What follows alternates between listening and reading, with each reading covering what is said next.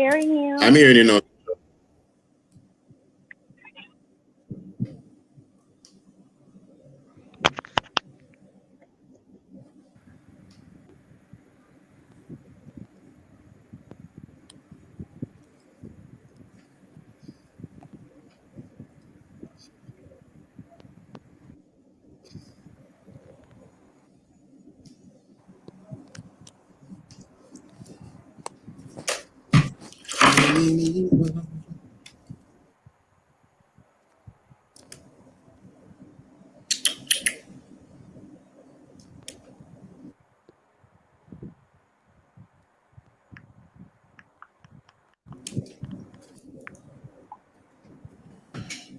Good night, everyone. We'll be starting in 1 minute.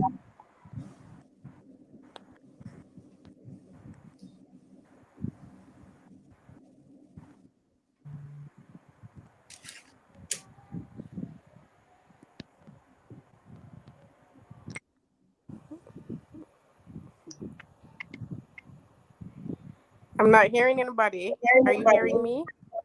I'm hearing you, Trisha. Hearing you. Okay. All right.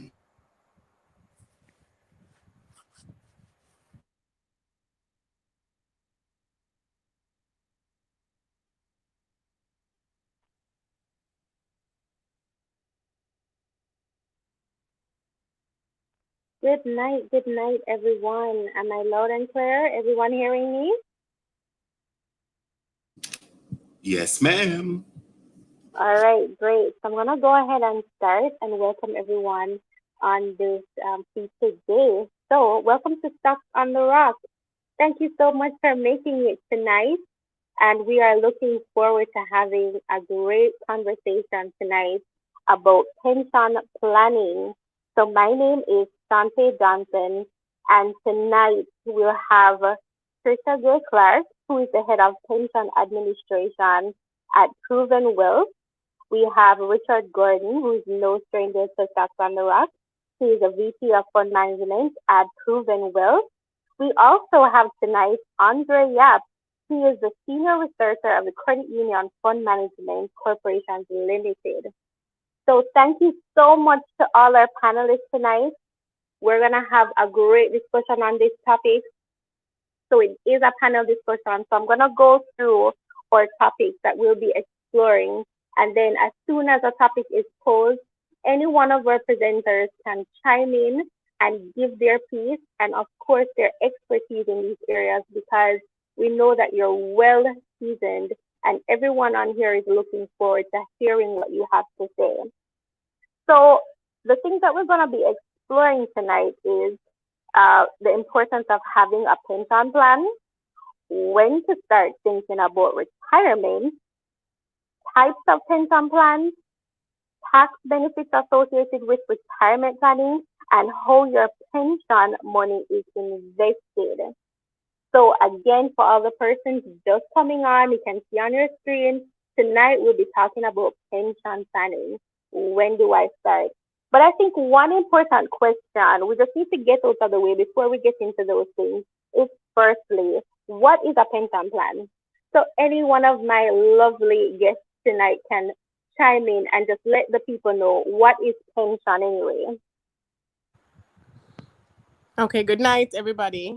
So a pension plan really and truly, it's just setting aside some income formally that will provide you a stream of income when you stop working.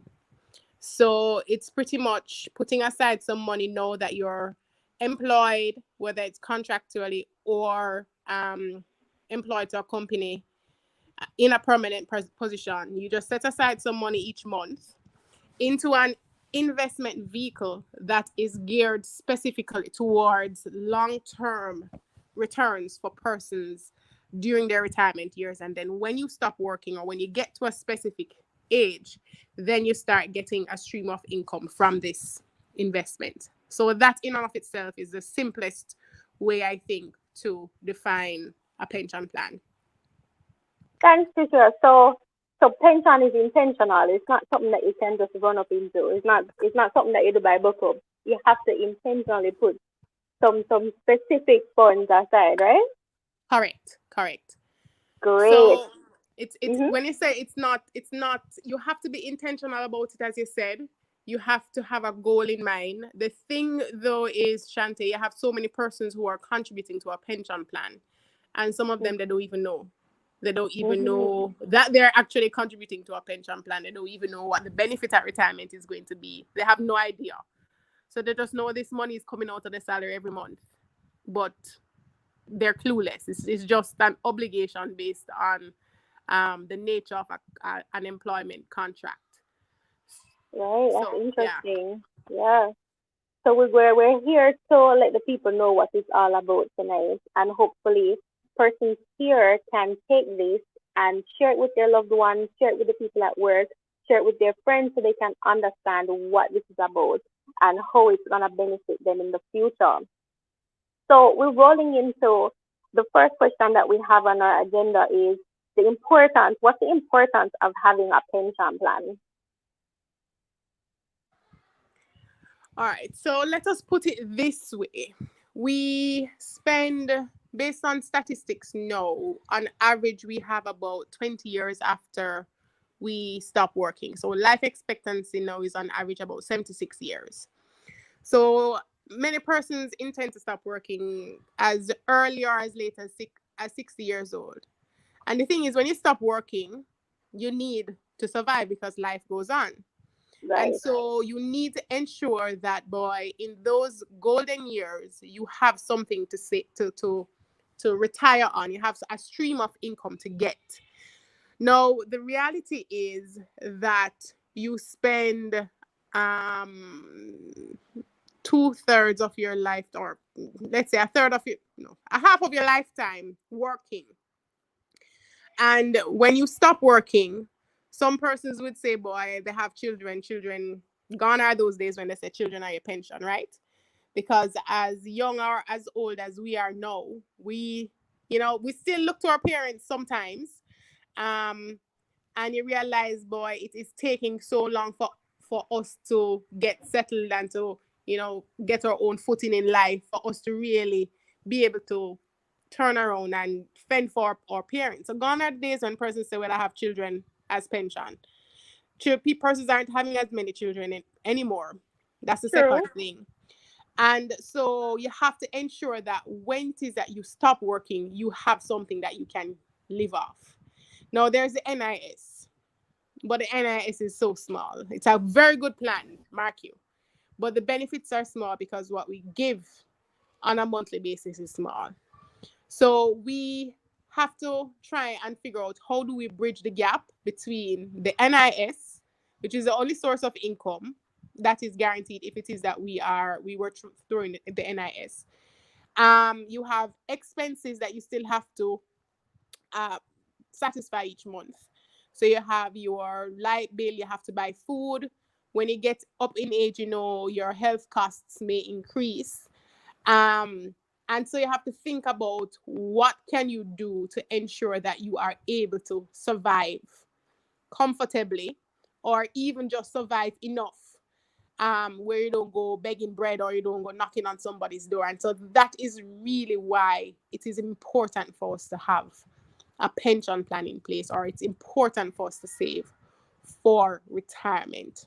Formally have a vehicle to say, okay, this is my retirement money, right? This is separate and aside from all of your other personal investments and saving that you may be doing. You need to have something to say, okay, this is for retirement and for retirement purposes only. Right, right. So you're talking, and I was just thinking about this commercial that was on TV Day at one time, and I think it was a son and his father was in the vehicle, and then they were passing their uncle, and he was selling chamoy on the street, and then he was saying that he didn't have a plan in place, and this is what he had to do because he just didn't have any money set aside. And also thinking about my own grandparents, I was talking to them about pension at one point, and she was telling me that she has the NIS, but she uses that for lunch money. So just thinking about the money that you need to cover your expenses after you stop working, that money is just not enough. It really is not. And one thing that you said or you talked about is having your pension plan, different from the other investments that you have. So I think that I've heard it before that, many persons are asking, why do I need a pension if I already have investments or stocks for long term? So what's the importance of having that pension separate if you have stocks that you're keeping for the long term? All right. So we, or I normally tell persons or encourage persons that your retirement planning is a three-pillar approach. You have the NIS, you have the formal or your other investments, and then you have your private pension arrangements. Now, the difference between saving formally through a private pension arrangement and your long term investments in the stocks, or even some persons have the real estate aspect, is that you have certain benefits that you get from Mm-hmm. from saving formally through a retirement scheme or an approved superannuation fund. So there are two types: the approved superannuation fund and the retirement scheme, which we'll get into in a little bit. But the benefits are pretty much the same in that we are talking about the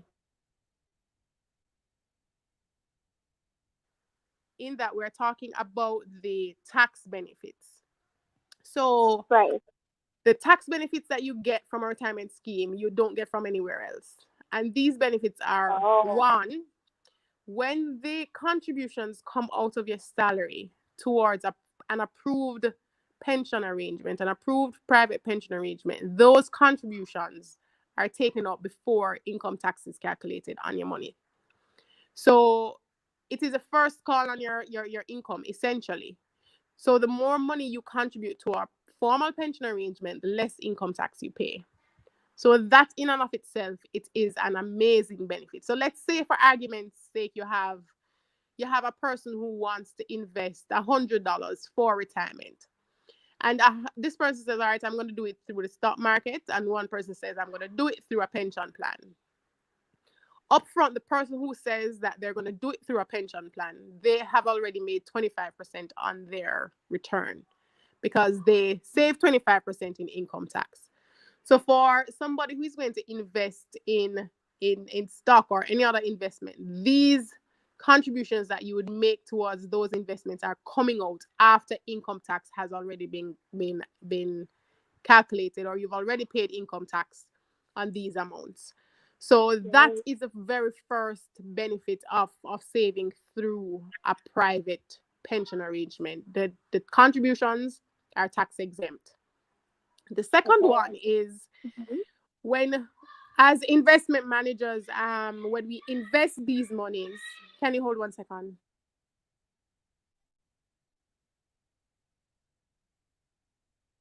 When you invest these monies are, because we have to get the exemption from the tax authority.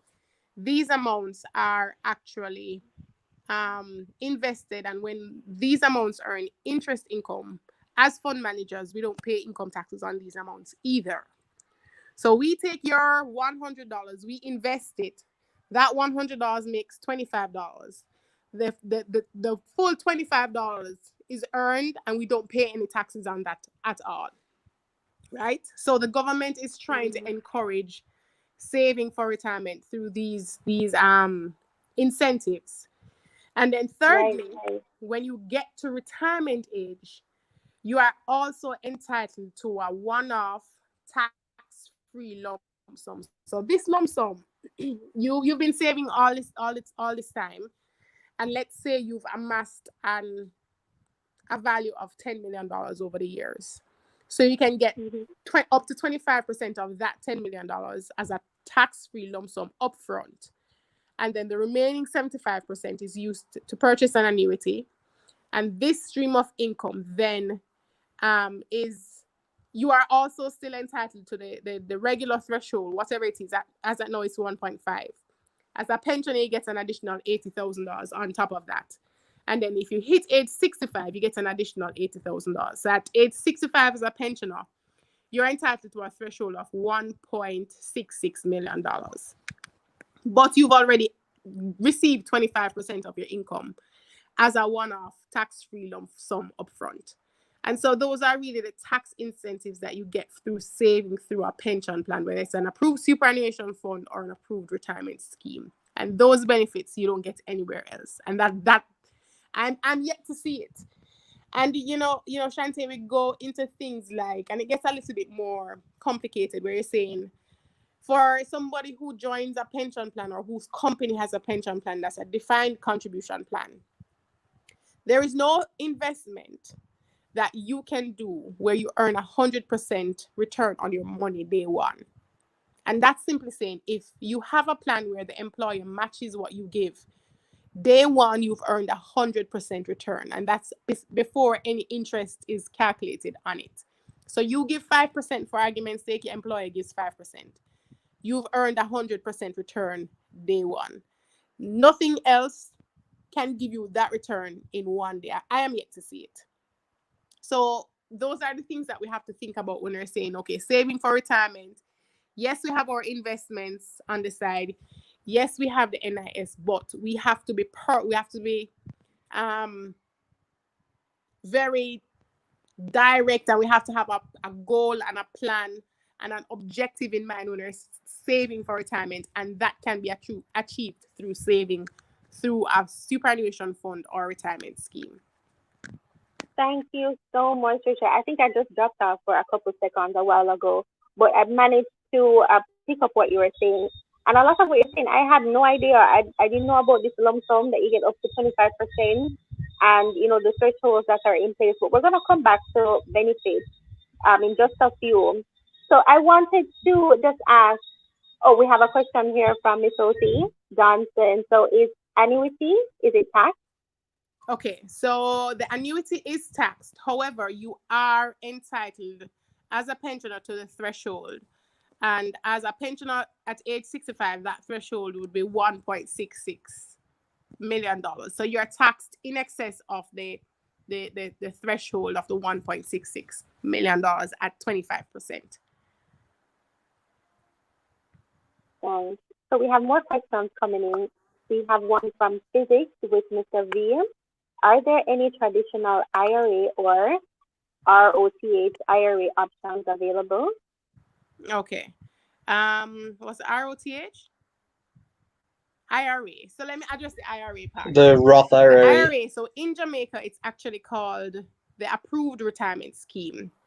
So the IRA is coming from the international term, meaning individual retirement arrangement. And here, it's called an Approved Retirement Scheme.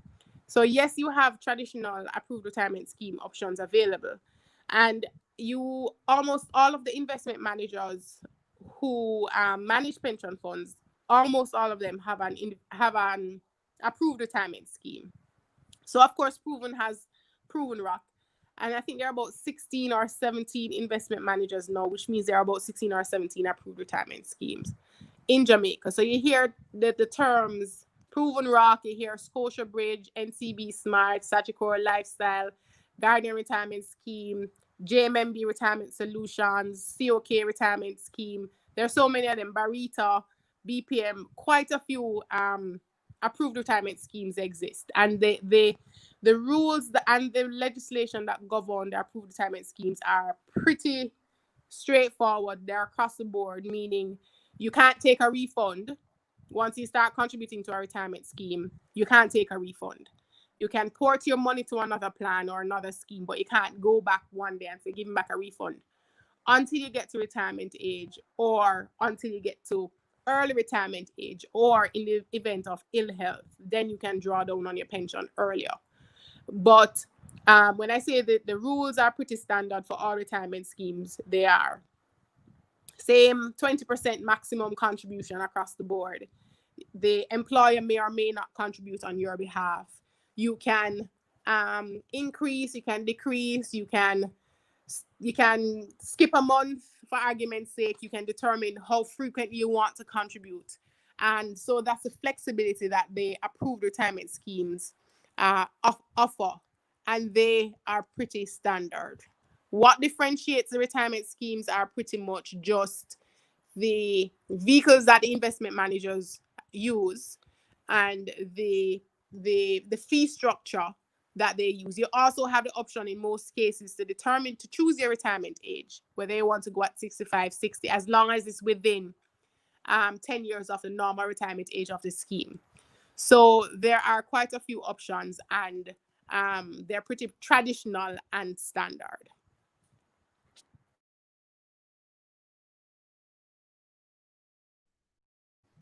So Deidre, thank you. I have another question here, but I believe what you go ahead.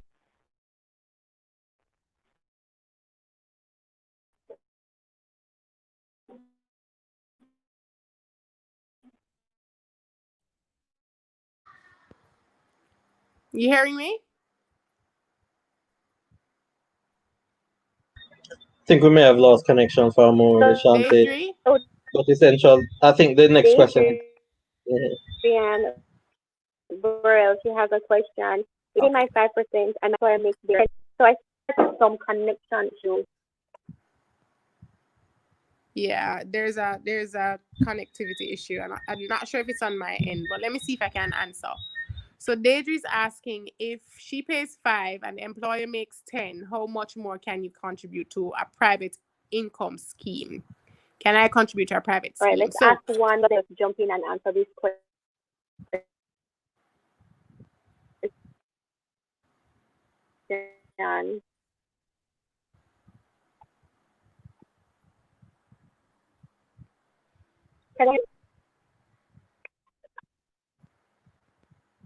I think she dropped off again.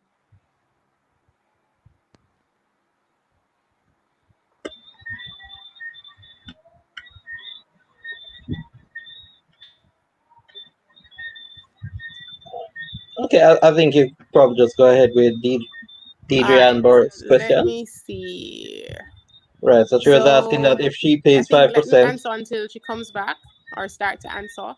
So based on the regulations now, Deidre, you can only be an active contributor to one formal pension arrangement. So if it is that you are in a company and you have a pension plan for that company and you're contributing 5, your employer is contributing 5, you cannot currently go and contribute to an approved retirement scheme. What you can do, you can give an additional 5% to your company's pension plan because you are capped at 20% of your income, right? Now, based on the legislation and based on phase 2, they're looking to see how they can amend these existing regulations to allow persons to diversify. Meaning, if you're in a company and you're giving a total of 15% between yourself and your employer, then you can give an additional 5 to another retirement scheme, just in terms of diversification. You're still capped at the maximum 20% of your income in terms of contributions. And that 20% is inclusive of what you give as well as what the employer contributes on your behalf. So it's something that they're looking into in terms of widening or allowing for the diversification of persons when it comes to saving for retirement. But as at now, you are locked into only one pension arrangement at a time in terms of your contributions. So allow me to play devil's advocate here, but how does that diversification actually help you as a contributor if essentially all of these pension funds are all vying for the same pool of assets? Are you truly being diversified? I guess this is where I kind of probably chip in. So diversification is coming. It's not as diversified as we would probably want, but as Trisha alluded to or stated earlier, is that the pension regulations are changing, probably not as quickly as we'd want, but it is actually getting more diversified. So for example, in terms of phase 2 of the investment regulations, they are now allowing for investments, private equity investments. That was never in the investment regulations from prior to this. So that's a step in the right direction. When you look at pension funds globally, they are very diversified. They have a lot more opportunities. So we are behind the 8 ball in that regard. But for sure, it is a step in the right direction. As it is now, generally, we're all invested in the same stock market. We're all subject to the same restrictions in terms of investment regulations. But I believe that, over time, it's going to get a lot more diversified in that regard. So, the diversification is an issue, but I think it's going in and moving in the right direction. Right. So to expound on that for our listeners, essentially what I was saying is that if you look at the way that I the think it pension, is. if you look at We just have to be patient, I suppose, with the regulators and in terms of, getting these amendments to the Income Tax Act and the Pensions Act passed that would allow us to have that diversification. But you have persons who are, especially the more investment savvy ones who say, boy, I don't want to be locked into one investment manager in terms of the style. I want to be able to compare returns here and there. So it is a step in the right direction. It may be a little hard, I think, when it comes in terms of being able to adequately monitor and ensure that persons are sticking to the 20%. But that is going to be, and I think probably that's why it has not yet been done. But I think that's going to be the job for the tax authorities and the regulators, just to ensure that persons aren't going over the 20% allowed contributions.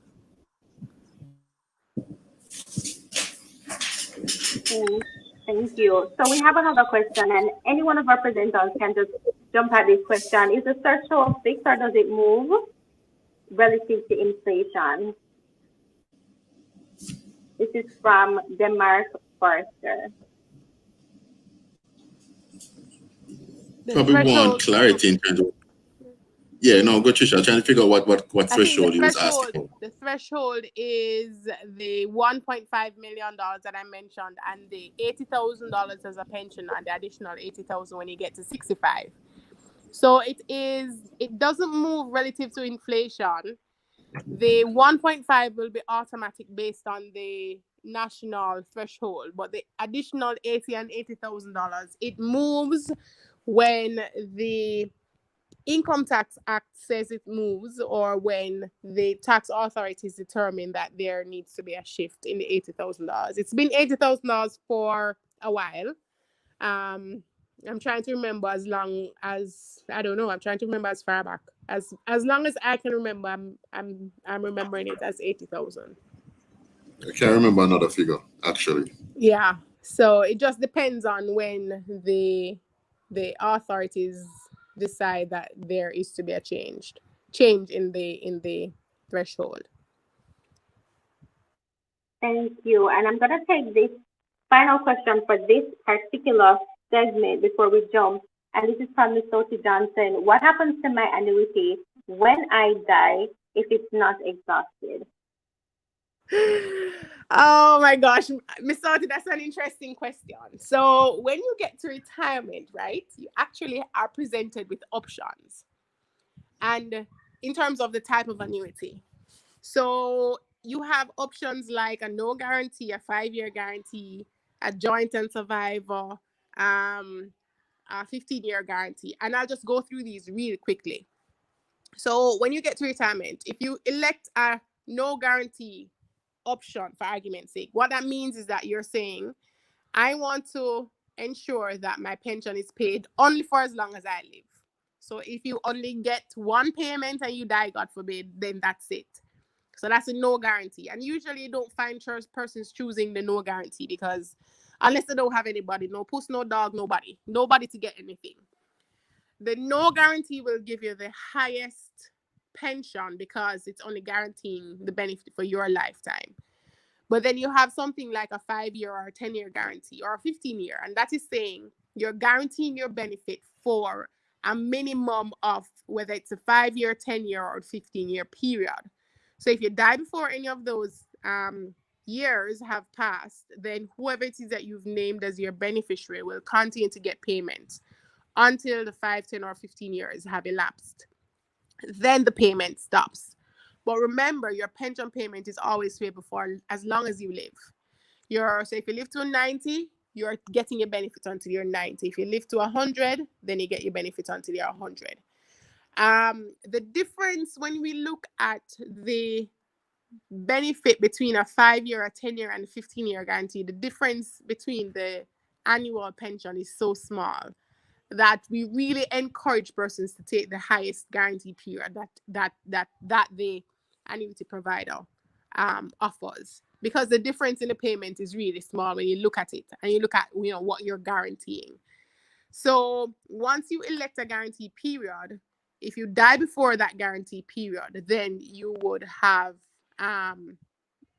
put something in place to ensure that you name a beneficiary, and so your beneficiary will continue to get the payments until that period has elapsed. What we need to look at, though, is in the instance of when you're taking a pot of money to buy an annuity, usually when you look at what you're buying and what your annual payment or your monthly payment is in comparison to what you have your lump sum, or in comparison to the pot of money that you're using to purchase the annuity, within 10-12 years you have eroded your total accumulated pot of money. And so that's another reason why I would say to persons, go for a 10-year guarantee, go for a 15-year guarantee, because after 10 years, you've wiped out your total pot of money. So you gave the insurance company $10 million, and within 10 years, you've got more than $10 million in pension already. So those are usually the options which are put in place or which you're given at retirement. So you can put something in place to ensure that you're guaranteeing your pension for a specific time or a minimum period of time. The insurance companies or the annuity providers really benefit on when somebody elects a no guarantee and that person dies really quickly. So that is a risk that the insurance company bears. Thank you. So I know I said I was going to jump. I see one more question here. So Javon Moss, I'm going to try and do just some justice. Can I port my country from my comp plan to another scheme? Not sure if I'm understanding that question, but do you understand that question? Yes. So he's asking if he can port his contributions from his company's pension plan to another scheme. And the answer to that is yes. Once, based on legislation in Jamaica, once you are a member of an approved, so the company's plan must be approved by the Financial Services Commission and the Tax Administration. And the retirement scheme must also be approved by both entities. Once the plans are approved, then portability is an option. So you can port from your company's plan to another retirement scheme. Thank you so much. A lot of information. So again, for the person just joining in, we are talking about pension planning. You are at Stocks on the Rock. Thank you so much for joining once again. So we're moving on from discussing the importance of having a pension plan. And I'm going to ask Mr. Yap, Andre Yap, are you here? Andre, are you here? I'm here, but you're calling on me, so I feel like I did something bad. No. I have a question for you. When should we start thinking about retirement? You should be thinking about retirement from the moment that you realize that you're going to have... This is from Mr. Yap. Mr. Yap, you started, but you can chime in right after, no problem. I mean, you should be thinking about retirement pretty much as early as possible. Albert Einstein famously said that there's no force greater on earth than the force of compound interest. And the earlier you start thinking about retirement and the earlier you start investing for retirement is the longer and, well, you can essentially prolong the period by which you're benefiting from the force of compound interest. So essentially you start investing from a very young age until you retire 30, 40 years from now. Let's say you start working at 20 till you're 60 or 65, that's 40, 45 years from now. You're essentially benefiting from compound interest throughout that period of time, essentially setting yourself up to be more prepared for retirement, to live through the rest of your golden years being taken care of. So the answer for me is pretty much from the moment you start working or even before you start working, you should be thinking about pension and you should be thinking about saving for retirement. Nice. I have a follow-up question though. So you said early. So you're just coming out of high school. Let's say you're about 18 or so, or let's say 19, and you just start a job, or you're looking for a job, and perhaps you have some money saved from grandma or auntie. Should I be thinking of opening a pension plan at that time, or should I wait until I'm permanently employed to a job, something very steady before I start allowing my employer to subtract, take that out? I mean, I think circumstances will dictate that. Because likelihood if you're employed at 18, 19, it's a part-time job. So you're not going to be into a job where you have a dedicated pension plan where where your contributions are deducted directly from your salary and your employer is also making a contribution on your behalf. You'll actually have to sign up for an approved retirement scheme in order to do that. Now, the reason why I said circumstances will dictate whether you should or should not is because everybody is different. So, for example, you may be 19 years old going on your way to college and you're working in a summer job and you're saying, okay, you're working in a summer job to pay for your books, to pay for your boarding, or maybe to pay for your tuition. Is it feasible at that time for you to say, okay, I'm going to put this money in a pension plan and still be able to pay for all of these expenses as they come due? Because really and truly, when you're investing in an education, that's a very powerful investment as well. It may not have compound interest in the fact that you're saying, well, it's 1%, 2%, or 5%, but it exponentially increases your earning potential as you grow older when you invest in that education and you perform and you get that degree at the end. So it depends on your circumstances. I don't know how other people may feel about it, but we have finite resources and we have to allocate them in the best possible way to get the maximum return that we can. Now, sometimes you want to invest to get the most return later down the road, and sometimes you have to invest to maximize your returns 2 months down the road or 4 years down the road. And by that, I mean investing in paying for your college education. So I think your circumstances as an individual will dictate how that works for you. What do you guys think? Does Agreed. anybody have a different take on that? Agreed? Agreed. All right, so it really depends on your circumstances. So even though he said, start as early as possible, it doesn't mean that, first out of school, 18, 19, you have to start doing that. If you can, certainly go ahead, but then look at your own circumstances and weigh it out. But again, start as early as possible depending on your own circumstances. So we have a question here from Tito Nemard, and anyone can pick up this question. Good night. 2 quick questions. How often is asset mix reviewed? Does it accurately reflect the current economic and financial risk and guard against disaster scenarios? It's a pretty big question. Yeah, man. Good question, Keto. All right. So how often is asset mix review? So asset mix is reviewed quarterly, but how it works is that when you meet with, when you're structuring the portfolio, you have what we call a strategic asset allocation. What that does, it takes into consideration several variables and determine a long-term position of each asset class. So you determine and say that, for example, you want to have 40% in equities, you want to have 50% in bonds and 10% short-term, just to keep it very, very basic, very easy. That's your strategic asset allocation that you want and believe will give you the particular return that pension fund requires. Over time, naturally, the markets move, asset prices move, and it deviates from this strategic asset allocation. You review it quarterly or monthly, minimum quarterly, against those long-term strategic allocations. However, there's something I would call a tactical asset allocation. That means that you might want to tactically deviate from that to take, what should I put it?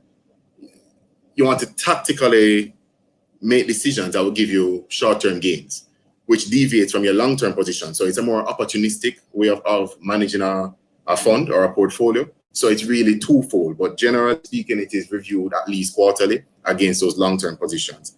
You asked a question about risk management. That's something that is taken into consideration You have to measure your potential downside risk. You have to look at what, a worst case scenario is. So generally the portfolio will reflect the current environment, but more importantly, it will reflect the long-term position of what you believe will give you the particular returns that pension fund requires. Thank you, thank you, thank you.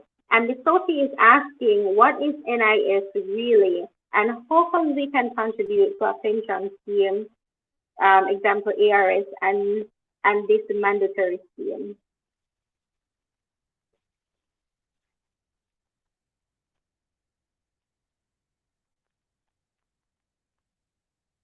Andre, Richard, Michelle.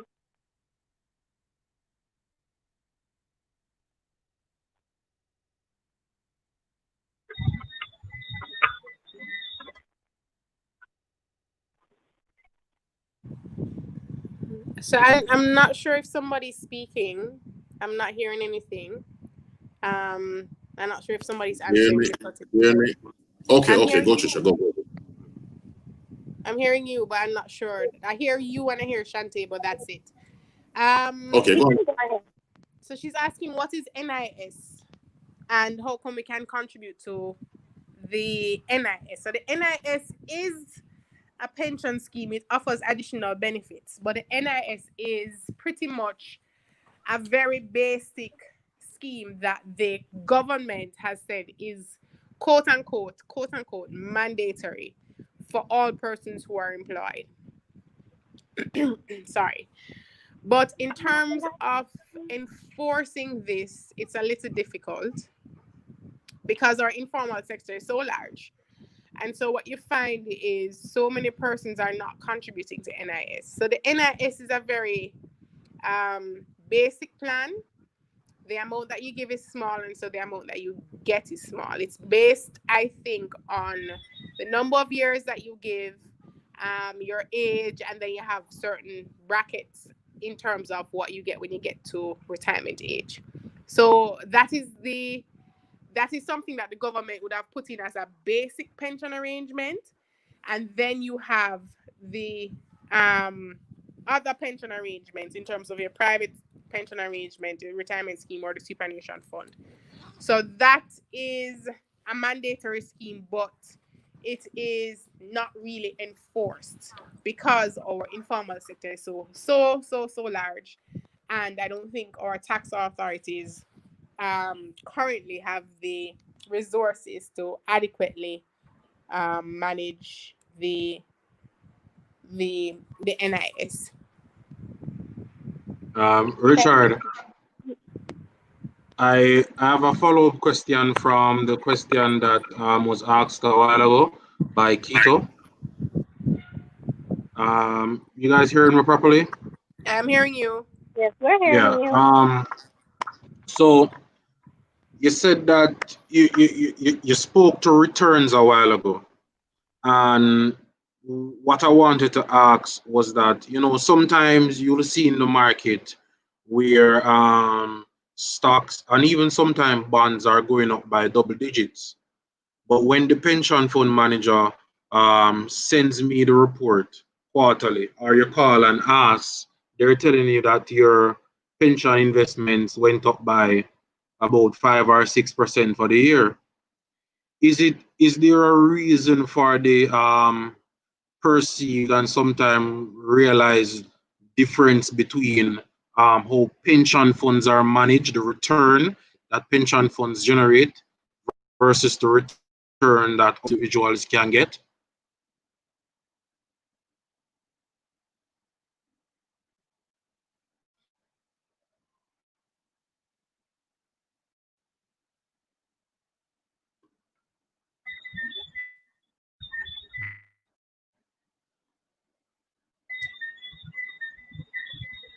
Richard? Yeah, I think Richard is having some technical difficulties. Well, yeah. So, all right. The question is. Oh, Richard is on. Happy a while ago, so I really never heard the question. Repeat again. So yeah, let me repeat. Just let me know. You're breaking up, Simon. You want me to restate that for you? Come on, start. All right. Essentially, Simon is asking. At times, we can see in the market where certain assets or asset classes will appreciate by a pretty large extent. However, when you check on your pension or your pension fund towards the end of the year or the end of the quarter, when you get a statement, the appreciation on the fund may not be proportionate to the amount that the asset or the asset class has appreciated. So, for example, he gave the example that a bond, for example, may have appreciated by 30% in the year, but when your pension fund statement comes towards the end of the year, your senior pension fund has appreciated by 6%. Could you reconcile the difference between the appreciation between the particular asset and your fund as a whole for us to see how that may come about because of the structural makeup of pension funds?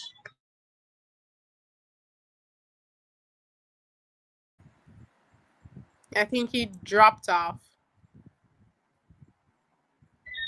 Oh I think he my. dropped off. But broadly speaking, until he comes back and he's able to elaborate a little bit. So you have the pension funds, and when you look at a pension fund, to govern and to operate a pension fund, there are things that you have to put in place. So you have the investments. You have investments in various asset classes. So you may have one asset class that is doing very well. You may have another one that is not necessarily doing as well. And then you have expenses that come out of the fund. You have persons who are coming up for retirement or refunds. You have your advisors that you have to pay. So all of these things are what you have to take into consideration when you look at a pension fund. So it's not a situation where the asset class earns 25% and you get 25% on your money. It's 25%, but then you have to look at taking out all of the expenses, the investment management expenses, the administrative expenses, paying the lawyers, paying the actuaries, all of these people who are involved in ensuring that the governance of a pension plan is up to standard and persons are investing prudently. So those are the things that really affect the return for a pension fund, bearing in mind too that you have to look at the composition of all asset classes. So even though you have one that's doing extremely well, you have X amount in government paper, which is yielding a lower return. And so when you combine all of the interest income and you calculate the return overall on the pension fund, because based on the regulations, we have a specific formula that we use to calculate the net yield for pension plans, which may be different from the yield that you would have calculated specifically on the bond, for argument's sake. So the net yield that you are given, or the return that you are given when you call your investment manager, is a return that has taken into consideration a formula that has been prescribed by the regulators, which is income less expenses over the average of the opening and closing balance of the fund, net of interest income. Right, and I Richard can't elaborate now. I think he's back on. He just fell. I imagine also your asset allocation would also play a part in that, because Correct. while you can look and say that, okay, for example, government of Jamaica 2039 appreciated by 30% within the year, you have to keep into consideration that the fund is not primarily or solely composed of government of Jamaica 2039 bond. That bond may make up a very, very small percentage of the pension fund. So though that particular asset may have performed very well in the year, as a percentage of the fund, it could just be, for example, 5% of the fund. Keep in mind that regulatory limits exist, that no particular asset in terms of one part, well, maybe not for government of Jamaica securities, those are risk free, but for argument's sake, one particular asset cannot make up in excess of a particular percentage of your fund. So therefore, your upside or your gain on that particular asset is capped. So though the government of Jamaica 2039 went up by 30%, for example, it makes up 2% of your fund. So if you multiply that out now, essentially what it has contributed to your fund is really what 10 times 1%, 1%, 10 times 1%, that's what 1% to your actual overall performance of your fund. So it one particular asset cannot really influence the upside or downside performance of your fund because of the diversification element of the fund. Correct, Yeah, I Richard? think, yeah, man. No, no, sorry. I have some serious connected. Go, I've slow flow, so don't kill me. So no, man. It is yeah, don't kill me. And I can't ever talk. I can't ever talk too loud enough. But no, man. So no, you're actually right. So people need to understand with pension funds, right? So a lot of people say that when they'll compare an equity portfolio for a pension fund to the overall market. But what you can't really do that because, as Andre said, they have restrictions. I don't know if you mentioned the 10% concentration limit, Andre. I alluded to it, but I wasn't Okay, but particularly sure of what the cap was. okay, so for example, if you look at the overall market, the top, I think NTB is the largest, has the largest market cap. I think the NTB account for maybe, I don't remember off the top of my head. Let's say it's 26% It's at one around point. 26. It's around 26, 27%. 26%. So for a pension fund, you can't invest more than 10% in any particular company. So with a company like NTB, which has bonds and you have repos there, when you add up all of that, your equity allocation is actually probably 5%. So your portfolio only has 5% of NTB. So if NTB moves up by 10%, as you said, as Andre said, I caught the last part, the index will move up because it's 26% of the index. So your portfolio will always lag behind that index on the upside. However, on the downside, because you're underweight relative to the index, if NTB falls 10 or 15%, you will actually outperform the index. So the difference with this now is that you can't actually replicate the index like in the US and say you're going to market weight and you're going to buy the exact weight of the S&P index. So Richard, you spoke about tactical allocation a while ago, right? Yeah, so you spoke about tactical allocation a while ago. So why is it that, let's say you are assessing market situation and your analyst says that, look, Richard, I think that stock A is going to go up by 50% over the next 2 months. Why can't you, as a pension fund manager, move money over into that stock so that you can benefit from this, so that it can influence the overall thing? No, but you can buy into that stock. Why would you, that? No, there's nothing precluding you outside of regulatory limits that you can't put more than 10% of your portfolio in that particular company. That's the only thing. You can make any tactical decision you want. You can buy into an IPO, and if the IPO appreciates over a very short period, you can liquidate. You can sell that stock and go into something else. It's a tactical decision. Okay. It's not a long-term play. So you have sections of your portfolio that you know is for long-term. Predominantly, that's bonds, because you want the income to make sure that you can make payments to pensioners, pay your expenses, etc. But in terms of the equity portfolio, it can be managed in two ways. It can be a strategic, where it's buy and hold, or you can have a tactical, where you take short-term gains, etc. Portfolio management has actually changed over time, in particular, specifically related to pension funds. So it's only in that not everybody's going to have this buy and hold mentality. Not everybody has that buy and hold mentality. Not everything that you buy, you have to hold forever.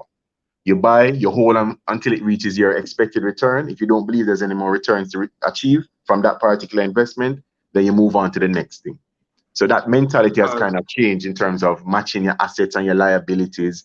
It's more about a lot more modern day portfolio theory is more about tactical than the long-term strategic allocation. It's a little bit more diverse. You know, but sorry, yeah, go on. So aren't there some structural inefficiencies which may somewhat prohibit you from taking those tactical allocations, making those tactical decisions to maximize your gains? Well, the biggest impediment is mainly size. So if you have a small pension plan that can invest in the stock market, that's not very large, then it's not a problem. That issue in terms of having a tactical play is more of an issue for a huge pension plan. Pension plans that are, for example, greater than $1 billion. You know, you can, so 10% of that billion is what? Do the math, boy, not my strongest point. Ajo, that's about 100 million. So you can't just go in and buy any and any stock at $100 million worth of any and any stock on the stock market. So for you, Richard, I like that you touched on that because that's where I was going. So I have a background in IB, right? So I know that you pension fund managers have a lot of money. I mean, you have a lot of money that you manage. Okay, right? Thanks for that distinction, because it's very good distinction to make. I don't want people to think the wrong thing. I think overall the pension fund balance now, the total funds under management for all plans is around $600 billion.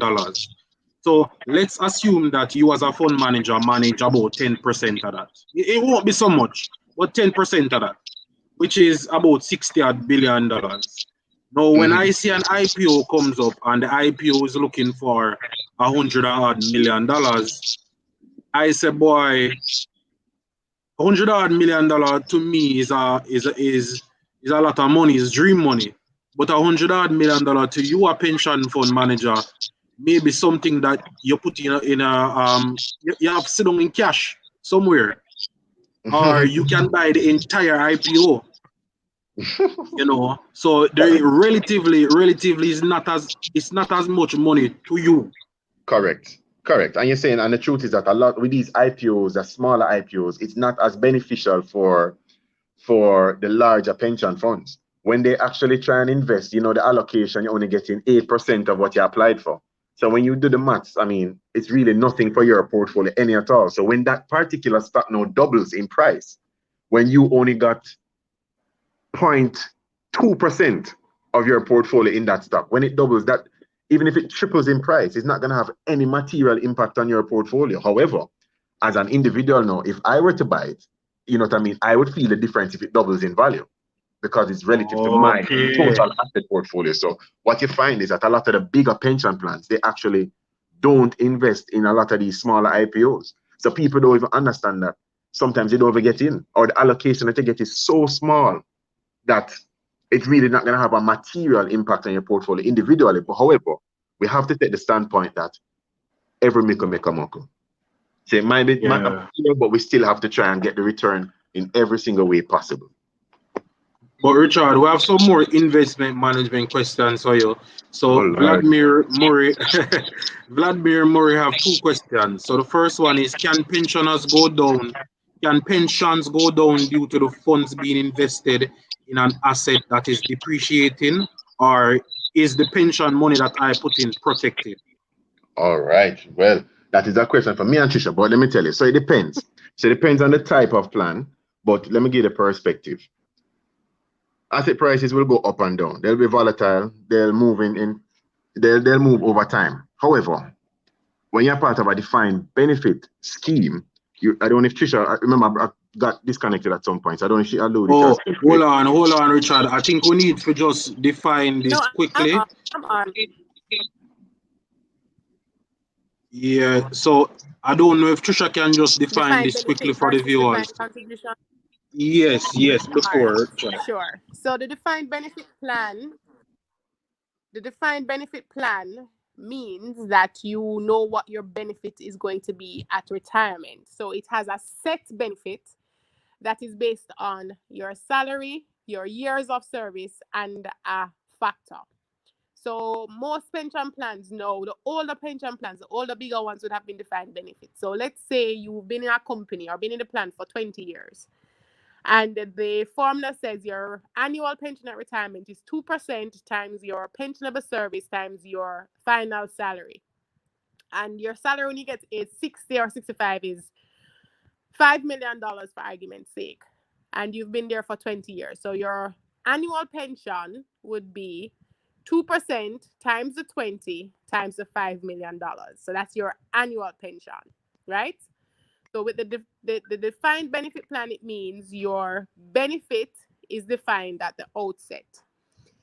That means regardless of how the assets perform, you are getting a set benefit when you retire. The And then that will go into things like risk and who bears the risk, and the fact that okay, the employer will have to guarantee you this benefit. But that's a defined benefit plan in a nutshell. The defined contribution plan means that your contribution rate is defined. So you know, based on the trust deed and rules, that you're going to be contributing a 5% basic. The sponsor gives 5% on your behalf, or 10%. And then whatever interest is earned on these contributions, that is what will determine your pot of money. So you give 5, the employer gives 5, or you give 10 and the employer gives 5, and then you accumulate over time interest based on the investment in the assets, and you've amassed $10 million based on your contributions plus the interest. We then take that $10 million and purchase an annuity. So for the defined contribution plan, the risk really is based on how much interest the contributions earn. So you as a member, you bear the risk with the defined contribution plan. With the defined benefit plan, your benefit will remain as it ought to, regardless of how the assets of the pension plan perform. And in that instance, what happens is the sponsor of the plan, the employer, will have to ensure that whatever is required to fund your benefit, that is put into the fund. So this is where Richard now, I think, can answer Mr. Morris' question about the funds going down or protected or depreciating. That is really for the defined contribution plan based on the nature of the plan, because it's your contributions plus interest that will determine what your pension will be at retirement.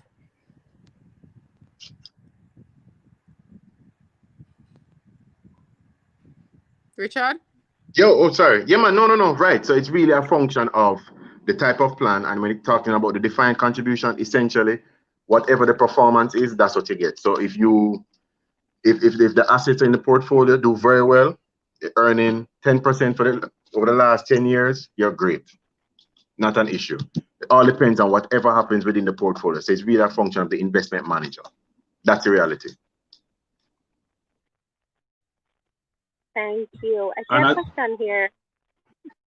Sorry, go ahead, Simon. No, man, manages, Chante. No, I was just saying the question from Vladimir, who kind of touched on a while ago. He was just saying how quick pension fund be from one bad performing asset to something better, especially when they are talking about such a large volume. Well, it depends. Depends if you're talking about stocks and bonds. It depends on the liquidity. So, for example, if it is, each stock on the market has a different level of, liquidity or trading volume. So it all depends on which one in particular. So maybe an NCB might be a little bit more liquid than iCreate. Just as an example, I'm just saying it depends on the different stocks. The pension funds invest in a lot of private placements on the bond side, and those private placements are generally not tradable. So those ones are a little bit more difficult to get out of. That's why it's important to do your risk assessment upfront, and take into consideration the different types of risk involved. So it depends on the type of investment, and also depends on the size, as I said. But larger you get, it's more difficult to liquidate. That's the reality. So if a pension fund to buy has 400 million worth of any of these listed companies, they absolutely can't sell it immediately. It's going to take some time. You're going to have to sell it off in small blocks, or you're actually going to have to find a strategic buyer, meaning that you're going to have to call around, find out if anybody's willing to buy a portion or all of it. You're going to have to do those calls. You can't put that to the queue. Because if you put up 400 million or 200 million of any particular stock, that might actually send a bad signal that somebody's actually selling for the wrong signal when they could be selling for liquidity purposes. So the larger up you get, definitely it becomes a lot more difficult to sell, especially on the stock market, let alone on the junior market, for sure. So liquidity is a big issue. Thanks, Richard. So I'm listening, and everyone here online, I'm a layman, so for most person on here, I too am in your shoes, listening and learning and trying to understand. So I hear you saying about, things are moving, you have to the pension administrator has to be careful, and it's all about strategy.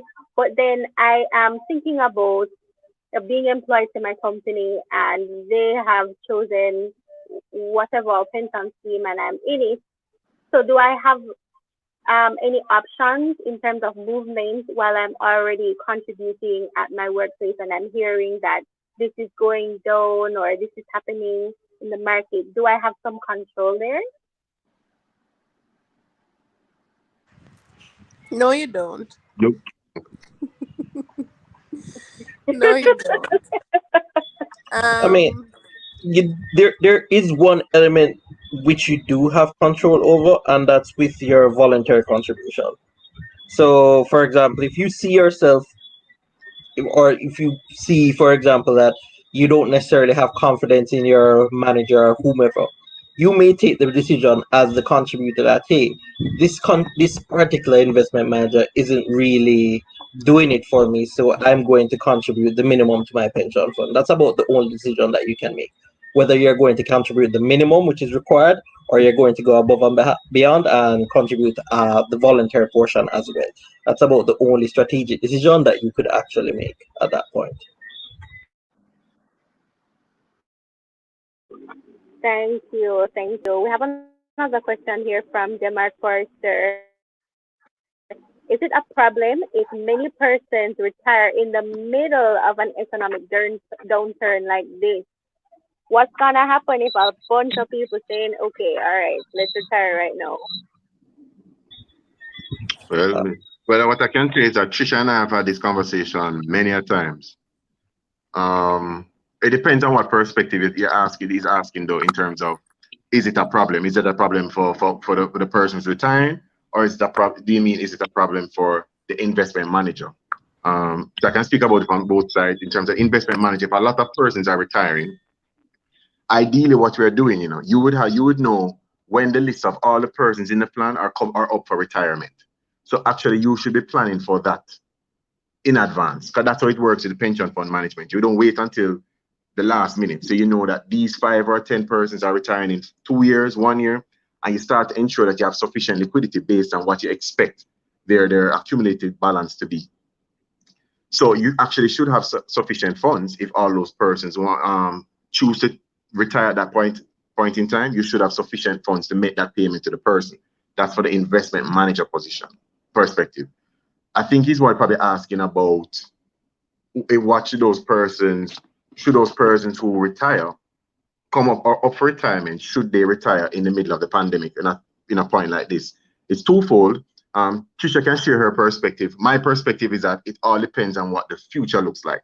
So for example, everybody's going to say that, the market is down 30% year to date. But remember we spoke about earlier is that on the downside, pension funds actually do better than the market, because we don't have, especially when NCB and the larger cap stocks decline, we don't have as much in our portfolio. So if you look in the portfolios, they're probably down 8%.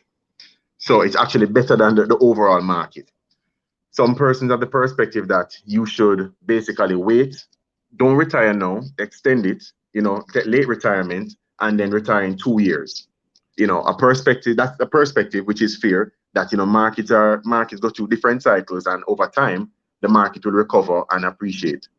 My perspective is slightly, I agree, but my perspective is also that at this point in time, it all depends on what your outlook is over the next 12 or 24 months. Because if you believe that the market will fall further over the next 12 or 24 months, then it's actually better to retire now and to take your money out and get your annuity and pay for your annuity, etc. Because if you wait at 12 or 24 months and things get worse, then you'll actually get less. So it's really not as simple as saying that automatically the market is down, don't retire now, wait two more years when the market recovers. It's not as easy as that. We don't know if the market will recover, but we probably expect it. But we have to take into consideration all those particular variables. It's not as easy as saying, just do this. It's not as simple as that. So I think that's a question that they were probably asking. And I mean, additionally, when you think about it, a pension fund isn't a short-term investment vehicle. It's something that you've been contributing to for literally decades as you approach retirement. So you should have been contributing for decades. During that period of time, as I spoke to earlier, you have been gaining from that compound interest. You have been gaining through the cycles, the ups and downs, where you have been gaining. Your fund has been growing in size. So while you may be on a down cycle right now, your overall picture on your pension fund, it should state that you are ahead of the game in terms of your contribution. Sorry, I muted myself. So your contribution in terms of that nominal figure versus what you're being paid out, despite there being somewhat of a cyclical swing or an economic downswing at this point, over those decades, you should be ahead despite that downswing at this period in time. It shouldn't be, as Richard said, because the downside is capped, it shouldn't have eroded all of the gains that you have gotten throughout those 20, 30, 40 working years of your life of accruing interest. The thing, though, Andre, I totally agree with you. But the thing is, as the nature of human beings is that we have a very short-term memory. And I say this because what you find, and this is a conversation that we've been having to have, well, I have had to have on many occasions since the whole pandemic, is that you will find over the years some pension funds have never had a negative return until this year, right? And you'll find a member who over the years they've been getting returns, double-digit returns, some years single digits, and this year when there's a negative return, all of that goes through the door. All they're looking at is their opening balance as at the start of the year and where they are now in terms of if it is that we are crediting the net yield and the yield is negative. So they'll see a loss of negative $100,000, and that is all there. They remember, oh, may I lose my money. They haven't remembered that over the last 20 years, they have earned interest in excess of millions of dollars. They're looking at the fact that this year, may I lose my money. Yeah, man. I mean, yes, we're going It's to a have that conversation that recency we have to bias. have. It's so difficult sometimes to try and break it down, and you have to show them and say, all right, look, this is your raw contributions over the time. This is all the interest that you've earned. So even with this negative return year to date, you still earned interest on your contributions of X amount over the last 20 years. So I mean, it is what it is. We just have to make do. Richard was saying, it just depends on the economic outlook. For a defined benefit plan, it really does matter. Your Correct. benefit wouldn't have changed. Your benefit would have only changed, even though you're retiring now, if it is that you have got a salary, a reduction in salary. But if your salary has remained the same or has increased, then your benefit would not have been any different before the pandemic or after the pandemic. So it's really only for the persons who are retiring from a defined contribution position where it's your total pot of money that will determine your benefit at retirement. Sure, I have a question. Do people get payments when they retire early, and on what age does this payout start? Okay, so based on the law that exists, you can retire within 10 years of the normal retirement age of the plan or the retirement scheme that you are a member of. So that means when you look at the trust deed and rules, your retirement age is 65, then you can retire as early as age 55. If it is that your normal retirement age is 60, then you can retire as early as age 50. And what happens is you actually start getting a pension once you go off on retirement, whether it's early, normal, late, or ill health. You'll actually start drawing down on a pension immediately. So a question from an entrepreneur's perspective. Sorry. Let's say that I'm an entrepreneur and I come and I sign up at Proven for one of your approved retirement schemes. Things are going well and I can make my monthly payments. However, business is not going well for a few months. Will I be shut out of that retirement program? Are there things in place that will, keep my payments there until I can afford to pay? Yes, so that's the beauty of the retirement scheme. If you're not earning any income, then you don't have anything to pay from, because it is a function of what you earn. So we look at the contributions based on a percentage of your salary. But the nature of retirement scheme is that you have the flexibility to reduce your contributions, to increase your contributions, to stop your contributions if you're going through a difficult period of time. Because we've had situations where persons have said to us, boy, things kind of hard. I had to take a pay cut. I can't afford to give the contributions right now. Or they've been on no pay leave for a few months, or they've been laid off. Your monies will continue to be invested and will continue to accumulate with whatever net yield is earned on the funds. So that's Okay, the so there is beauty some of it. flexibility. Right. It offers great flexibility with the retirement scheme.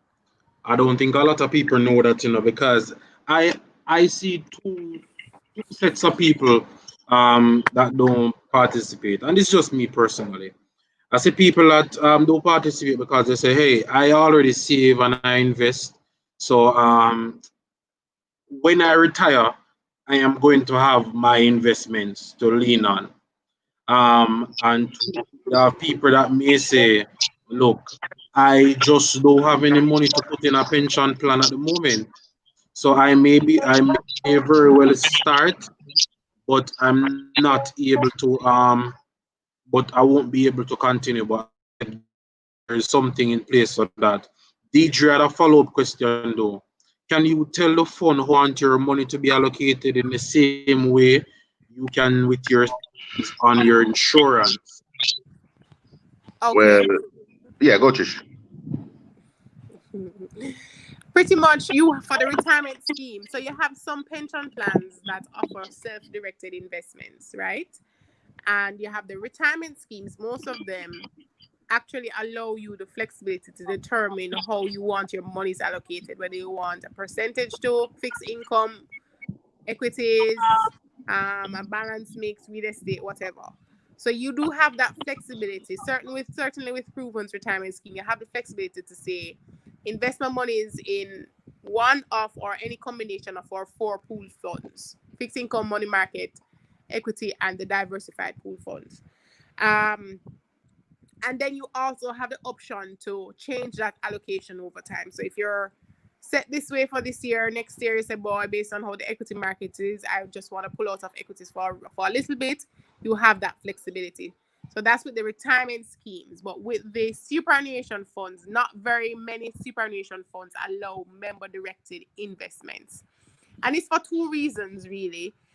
Because of the administration that is required, one, and also because you have some members who are not necessarily investment savvy, and when you put the um the the decision in their hands to say, okay, invest my monies in this manner, then that's a greater risk than when you have a board of trustees who work carefully, selected to ensure that they prudently manage the fund, and you have reporting and you have the discussions with the investment manager. Then you have a little more, um, you find that the funds for the superannuation funds are invested more prudently. For the retirement scheme, though, even though you have the option to say how your monies are allocated, that's as far as it goes. You don't have the option to say, okay, go buy NCB stocks with my money. You can just say, okay, invest my monies in 50% equity. And then as the investment manager, we will determine what stocks make up our equity portfolio.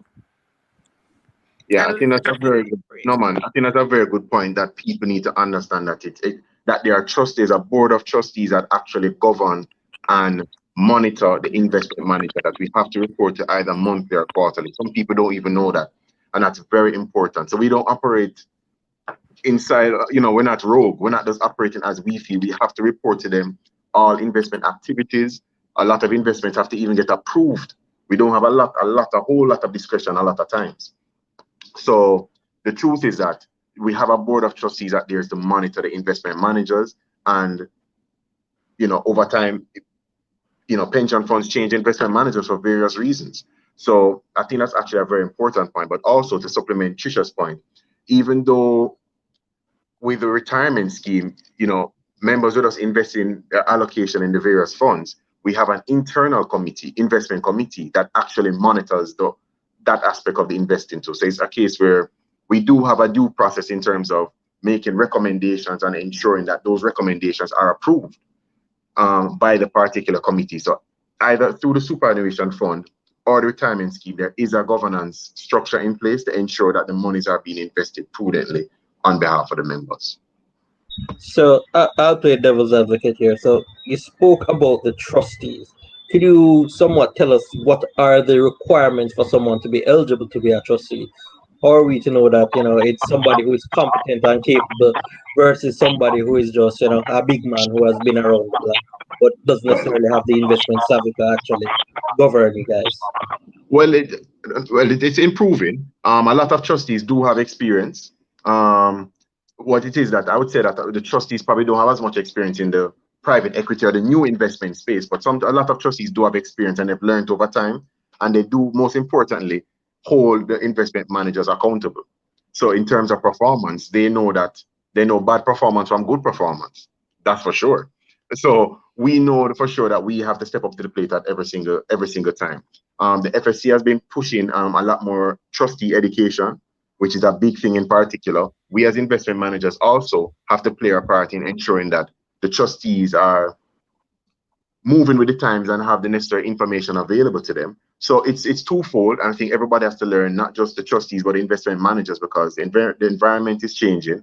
So, but I like the move that the FSC is trying to do to push greater trustee education. So I hear you, Richard, but I don't hear you touch on anything in specific, in particular, that uniquely qualifies someone to be a trustee. Anything that they have to bring to the table. No, they wouldn't. At this point in time, it's nothing unique.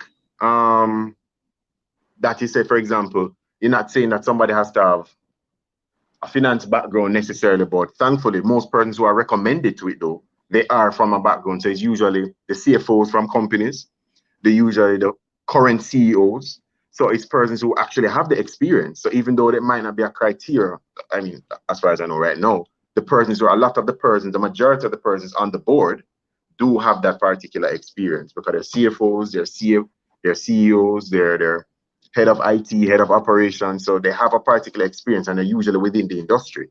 So for the most part, they do have a certain level of experience and exposure. So like, look at the draw to me. You see, you boy, you won't get no trouble, oh, boy. Wendell Ivy has a quick question. He's saying there has been a slowdown in Jamaica's population growth. In 2017, it was 0%, and it has been relatively low over the last couple of years. How much importance is put on this fact, and what are the implications for, I think Wendell is alluding to Jamaica's aging population. What's the implication for people within our age groups when we retire, or the risk of poverty, etc.?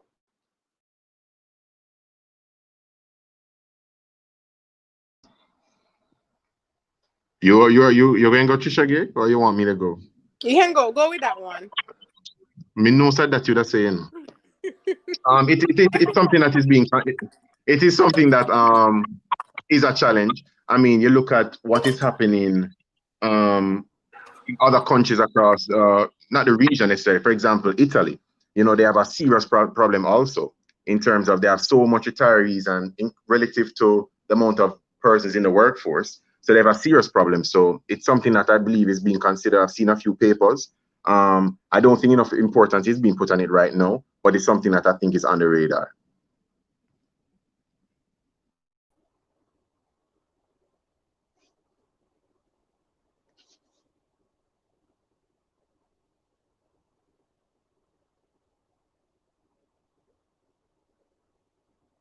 Thank you.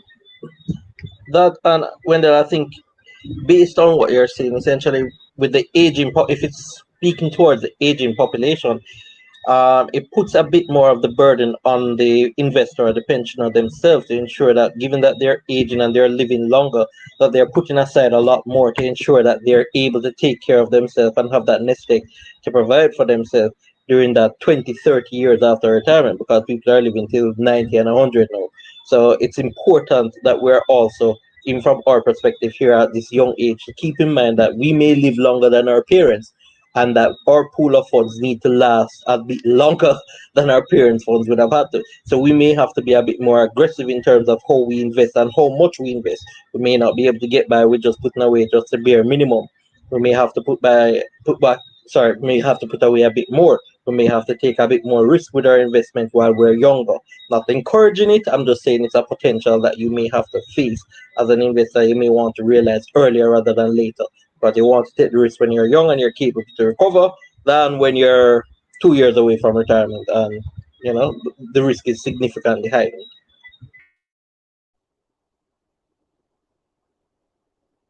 Thanks for that. Charlene is saying, I love this discussion. So I want to pick up something that you said about making the pension last. How do you have any recommendations on how to make your pensions last after the payout? So we've been talking. Listen, I'm a Chinaman, It's all about being cheap. All right, you need to be frugal. You can't be living the top class lifestyle when you're young. I think you need to put away a bit more so that you can enjoy the fruits of your labor when you're older. I don't know if it's just my ancestors consistently talking to me and say, Dre, you can't buy that whole little cheap Honda Fit. Don't buy that Right. CRV. That CRV insurance expensive. The gas bill expensive. You don't want. So it all boils Mm. down to decision making. I think we need to be accountable for ourselves as far as our financial future is concerned. So that's just my point of view. I grew up with a Chinese father who cheap to a spiteful to himself sometimes to him cheap. I'm like, Pops, spend a little extra and get the good thing now instead of being cheap and buy the bad thing that you're going to have to replace in 2 years. The man do business. I'll replace it in 2 years. So it's all about being Right. wise with your money and being a bit, you know. To But you have elaborate to a little be. bit You have on to be. Andre. Yeah, sorry. No, I Can was you just repeat? saying to elaborate a little bit on what Andre was saying is that the goal is to get to a replacement ratio. All right, let me use layman's term. So your retirement, in planning for your retirement, your ideal objective is to get to a position where when you start to get a pension, your pension is replacing 75% of your salary that you are getting at right before you're retired. So that is the aim. So when you look at the annual pension, it's supposed to be 75% of what your annual pension was the year before you retired. Because when they look at statistics and just based on your lifestyle during retirement, the experts say that 75% you will be comfortable because you won't be doing certain things as you would have been doing during your working lifetime. You wouldn't have a mortgage anymore, hopefully. You won't have children to send to school, all of those little things. And so 75% is actually a very good ballpark. It's a very good goal and objective to have in terms of your annual pension when you get to retirement. To get to that 75%, though, you have to, as Andre said, just make wise investment decisions. Start from day one in terms of contributing to the pension plan. The earlier you start, the more likely it is for you to get to the 75%. Trust me, if you start at age 25, at age 30, you are more likely to get to an income of 75% than somebody who starts seriously saving for retirement at age 45. What that person would have to give to get 75% is the 20% wouldn't get them there. So that's the key.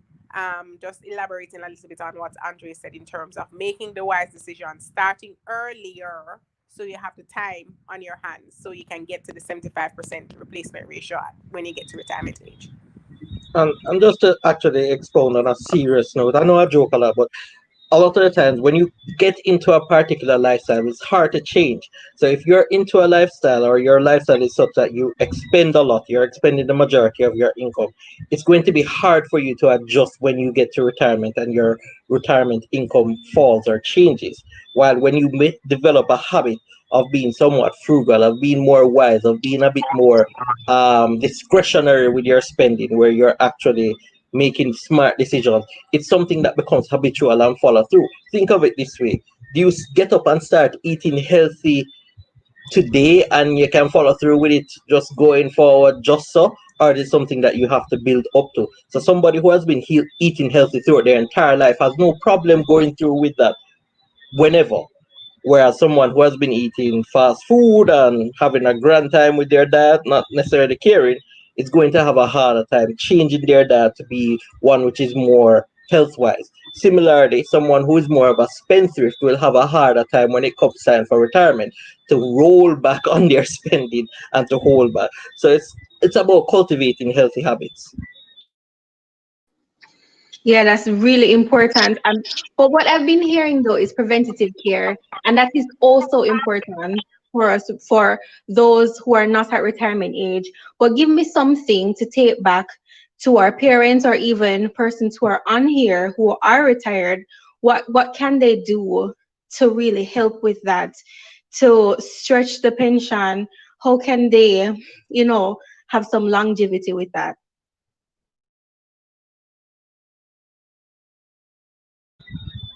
To be honest with you, I really don't know what I could advise you in that capacity. The only advice that I would be able to give in this regard, in regards to your parents, in terms of financial planning, is a bit more morbid. Morbid. It'd be along the lines of estate planning to ensure that they're taking care of their estate and that they have their will and trust in place. They have their joint account holders in place so that when the eventuality of mortality comes to place, the division of their assets can be taken care of in short order and as tax efficiently as possible. I know that's not what a lot of people want to hear, but mortality is inevitable. That would be the one advice I'd have to give to people in regards to their parents, to have them recognize and realize that mortality is something we all have to face, and to make those plans and speak with their lawyers and whomever to get that in place at the time when that comes. That is important, having those things in place. It really is. I was thinking though, also, I was thinking back to when my grandparents were retiring, and I remember them going to a pension seminar that told them that it would be good for them to have a skill so that they didn't necessarily have to just live off the pension that they were getting. They could try and find other sources of income. So although you're not employed to the company anymore or to any other traditional company, but you have, some money coming in informally. So I remember my grandmother learning how to bake, and she started to do floral arrangements. And that really helped. So when weddings came along, she did the flowers or she baked the cake. So that's something to help with the income. But certainly having the plans in place are very, very important. Agree. Yeah, it's just a matter of knowing what you envision in what your life, what do you want your life in retirement to look like. So Trisha has spoken about a few things. Another person might, your grandmother did that. Another person might want to do lecturing. Another, there's various things that you Right. can do. The person might say, they want to put all the some amount of money in a property so they can get rental income in addition to what they're getting. So it's just a matter of how you envision your life in retirement and how you plan to supplement your life from all of that income. Right. Because the truth is we never know how long, retirement is this state that we're in, that we're not really sure how long it's going to last. It could live to 116 or it could just be 70. You never know. You really don't. So we have a question coming in from Vladimir Murray. As a contractor with no real employer adding to your pension, should one risk it and forego the 25% tax break and invest? Um, well, you can, I might be a bit biased, but let me try. So you're gonna say yes, but from two perspectives. So here's how we look on it, right? every time we meet with groups of people, we ask them a question, and we say, tell me your net assets. Tell me all your total assets. And they'll tell you the bonds, they'll tell you the stocks, they'll tell you the real estate. And these are people who are part of a pension scheme. But nobody, we test it so many times, but nobody tells or mentions their investment, their pension assets or the value of their pension fund. And that to me shows you that that's the problem. Because we don't look at the value of your pension assets as something that belongs to you when it really does. So the tax benefit is very good. And also, investing for retirement doesn't preclude you from investing short term. It's just a separate portfolio. It's a long-term portfolio. All you're doing is transferring the risk. You're getting the tax benefit. And while getting the tax benefit, you are transferring that risk to another person to ensure that, you know what, if anything happens to me, I might break my leg, I can't work again, whatever reason, investments might not do as much as well as you wanted them to do, that at least you have that income that is coming in. So that's all it really is. So investing for retirement doesn't preclude you from doing any short-term investments, because for me, that's what I envision my retirement portfolio or my retirement lifestyle, sorry. I would want to ensure that I have a pension coming in monthly. I would love if I could have a property where I have rental income, and I'd love to be getting interest income and dividends from my personal portfolio, which I plan to grow and actively manage. That doesn't stop me from investing in retirement. Investing in retirement doesn't preclude me from investing short term. So all it is just making sure that you have the ultimate portfolio to meet that particular return, so that at the end of the day in retirement, you can live the same life that you were living before. So the benefits are there. So if you can't ask me, because we might be a little bit biased to say that, because we understand the benefits that you get from no taxes over time being compounded and having it managed by professionals. We understand the benefit. And most of the persons who we meet with, especially those persons who are 5 years to retirement, every single time we meet with them, well, Trisha predominantly, because she's a point person. Every time she meets with these people, the most common thing that everybody says, I wish I'd invested more for retirement. That's the most common thing. If I had $1 for every time I heard that, I would have retired now. But Trisha said I can't retire yet until what, 50, 55? So I can't retire if I had $1 for every time I heard that. There is a benefit of having this in place. And that's people need to probably just understand it a little bit more, but it doesn't stop you from doing your own short-term investments.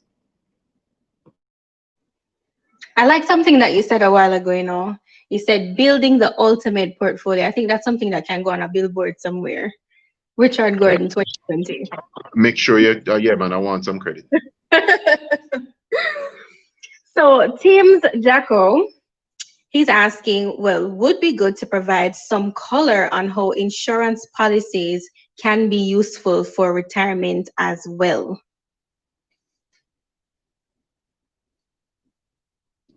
I can't speak too much on the insurance part. I don't know if Trisha can specifically. I know that it's a strategy that some people use in terms of passing down wealth, but specifically, Trisha might have a lot more experience for other reasons in the insurance. Like Trisha? I do not. My father says insurance. I honestly have no idea.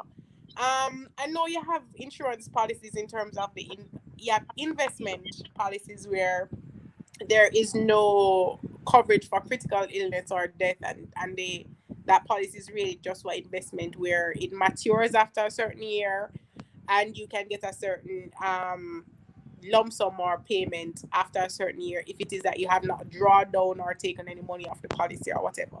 So that is as much as I know in terms of insurance when it comes to investment. So unless it is like an insurance policy that you're doing specifically for retirement years, and you're saying, all right, I'm doing this policy for the next 10 years, when it matures I'll get a lump sum of X, and you can put that towards your retirement savings on the side. So okay, this is additional income which forms a part of the 3-pillar approach: your NIS, your private pension plan, and then the stream of other income that you have, whether it be from stocks or bonds or whatever. But apart from that, it's just, for me, insurance is a matter of just putting things in place in the event of, where it is the critical illness, where you fall ill, you have something to fall back on. You don't necessarily have to jump into your saved pension money. Or in the event of your death, then your loved ones would have something to benefit from. So that is as much information as I can speak about when it comes to retirement and insurance. Yeah, I don't know if anybody else has anything to say. Sorry, I'm completely ignorant. The only thing I know about insurance is that I pay it every month. Yeah. There you go. Right. So Samoya, she's asking what happens if you are interested in contributing to a plan, but your current employer does not offer that option. As such, you decided to join an ARS. I Okay. think she has a follow up to it as well, because Right. underneath it Yeah. says what happens when you When start you start. working Mhm. with a company with a pension plan after that. Yeah. Okay, so it's pretty simple, Samoya, because of the fact that we have portability now. So you join an ARS because you're with a company that either doesn't have a pension plan in place or you're on contract, so you can't join that company's plan. So you go ahead and you're doing the right thing, taking your retirement planning into your own hands, and you join the retirement scheme. And then down the line, you start working. You leave that company, you go to another company. You start working with that company, and that company has a pension plan. Now, based on the law, you can't continue to contribute to the ARS, but you must join your company's pension plan as a condition of employment. And so what you do is cease contributing to the ARS, start contributing to your company's pension plan. You have the option to move from the port your contributions from the ARS to the company's pension plan, or you just leave the amounts that you'd have contributed in the ARS and it continues to accumulate with interest until you get to retirement age. So you'd have a pension from two different sources: your company that you're now with and the ARS when you get to the retirement age. Right. I think one of the important distinctions for people to understand is that whether you move the ARS contribution to your current employer or you leave them at the ARS fund manager, the fact still remains that whether until you reach retirement, you cannot withdraw or pull down on that ARS portion. So normally, when you leave a company, you get a refund for your pension contributions, right? To do whatever you want to do. You can transfer it to a new person, you can take the money and put it somewhere else, you can spend it and buy a car, whatever you want to do, right? That ARS portion, you're not getting that money in your hand at any point in time until you retire. So if you're thinking you're going to transfer it to the employer because when you leave the employer, they're going to pay you out and you're going to get that money, don't think you're getting that ARS money in your hand. Unfortunately, I know that firsthand. Yeah, because you probably switched it up like 5 times in 4 years, but maybe Trisha. Richard, I don't like how you put my business out there. Yeah, no man, Simon do no. the same thing. Yeah, he's right behind you. He's right behind you. But Trisha, to be good, if we maybe speak more about just the vesting and leaving the employers portion, I think I'll be very good. Giving All right, so we 100. can touch on that briefly. And at Glimpse the Chat, there's another question that speaks the same thing about in terms of when you're not with a company and you're doing it on your own, what's the contribution? So going back to the fact that you can give a maximum of 20%, that's for those persons. So the maximum is both your contributions and the employer's contribution. So if the employer is not giving anything on your behalf, you can give up to 20%.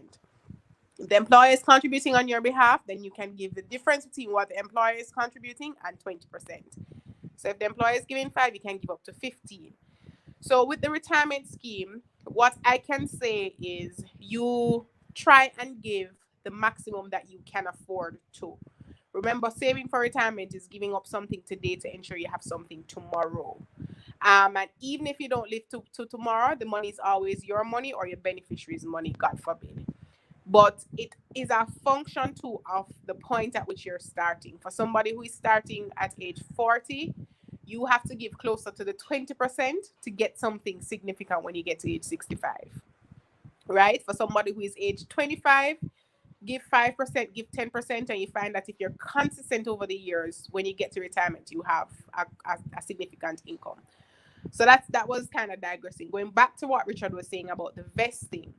So when you are contributing to a pension plan, now for the retirement scheme, remember you have the two types. The retirement scheme, which is the IRA, otherwise called, um, whatever contributions are made to the retirement scheme on your behalf are yours from day one. So you don't have to serve any period of time before you become entitled to the employer's portion if you have an employer who's contributing on your behalf. Now, when it is that you, going back to the example where you leave and you're with a company that has a pension plan in place, you can port everything from the retirement scheme to that company, which includes the employer's portion because you're vested from day one. So vesting is really just a period of time that you serve that makes you now entitled to a benefit from the employer's contribution, or a period of time that you serve with the pension plan that's entitled to you to a benefit generally from retirement. And I say generally because of the difference between the defined benefit and the defined contribution plan. So when you're vested and you leave a company, what happens is, if it is that your vesting is not conditional, what happens is once you have served the minimum required number of years in the plan, you, even if you take a refund of your contributions, and this is from the superannuation fund side, even if you take a refund, you become entitled to a benefit at retirement, a pension at retirement from the employer's contributions. So the employer's contributions would stay in the fund, continue to grow until you get to retirement and you get a benefit. So this is from, strictly speaking, from the defined contribution perspective. But you have something that is conditional vesting, and conditional vesting means that even though you have served the number of years required to be vested, in order for you to benefit from the employer's contribution at retirement, you must ensure that your basic contributions remain in the fund, and the basic is a mandatory 5% usually. So The that is where it gets a wickedness little complicated. It is not wicked. is The thing is, wicked. it is not wicked, and this is where we disagree. So the nature of us as human beings and as administrators, what you find is, once you know there's money available, you're going to find use for the money. And so even though in your mind or in the back of your mind, you're in a pension plan, this money is supposed to provide you a benefit at retirement. The fact that you leave the company and you say, oh, I have a $2.5 million I can get. Something is going to pop up and you're going to say, you know what, let me take that $2.5 million and buy a taxi. Or in your mind, you're going to invest it. But over time, you find that you pinch the money here, you pinch it here, you have something to do, them have to go school, college, school fee, all kind of things come up. And when you get to retirement, you've eroded that savings that you had. So it's simply just a means of protecting persons from themselves. And it's the same thing with the retirement scheme. The retirement scheme, you cannot get a refund. Upfront, you cannot. Right? And so the conditional vesting, you find that it's the older plans which have that condition. Newer plans, the FSC even now they're saying, you know, I don't think you should have conditional vesting. And it's really just to try and encourage persons to not take a refund of their contributions. The sad reality is that it doesn't work. That's the sad reality, that conditional vesting doesn't work. Persons walk away from millions of dollars. I remember an incident where a man walked away from $13 million. $13 million because he just wanted his money. So he gave away the employer's contribution, $13 million, right? So But the sad reality is that the so, conditional vesting, it doesn't work. so let me play devil's advocate. Isn't that the point of it? The point of it is that No, we from are the saying, for being cynical, isn't the point of putting the condition of it that the employer is hoping that you will walk away from it? no, because the money does not revert to the employer. The money does not go back to the employer. The money doesn't go into the employer's coffers. The money stays in the pension plan. So when you're Mm-hmm. thinking that it goes back to the employer, it doesn't. It stays in the pension plan, and the remaining members who are members of the plan, if a surplus exists, they benefit from that $13 million. So the employer doesn't get it at all. In most instances, they don't get it. but the most executive members of the employment firm Okay. usually get it because they stay in the Not firm the and they most stay in the thing. executive. Not the most executive. All the I didn't know members. that. All the See, members. I like to play devil's advocate and be a little bit cynical enough because, sometimes when you think about things, maybe it's true, maybe it's not. So I ask these questions not necessarily because I believe it, but because I know that That's sometimes fine. people Yeah. do believe it. And And people it's see it best that to get way. things out in the open so, Hmm. you get the clarity out there so that people can basically get the truth. Yeah. Yeah, and the thing is, but because persons don't know and they don't understand, and it's the same thing when a plan winds up or a plan is closing down, and you say to a member, if you take a refund, you're paying 25%, and so many persons pay 25%. Give me my money, I'll pay the 25%.